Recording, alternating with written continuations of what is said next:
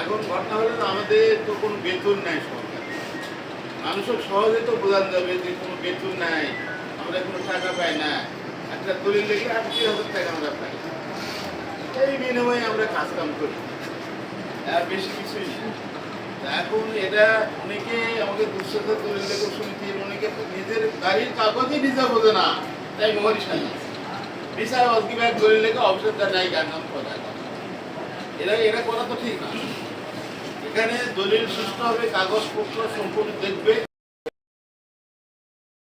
বয়সের দামপত্র দলিল পর্যন্ত হয়, ঘোষণাপত্র দলিল হয়, আমাদের এখানে হয়।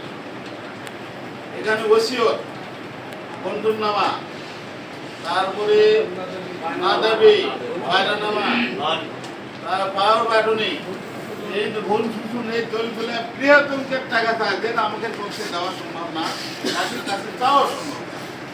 এটা আমরা সুস্থ একটা ব্যবস্থা করবো, খুবই কাগজের ভাঙাভাঙি করা যায়।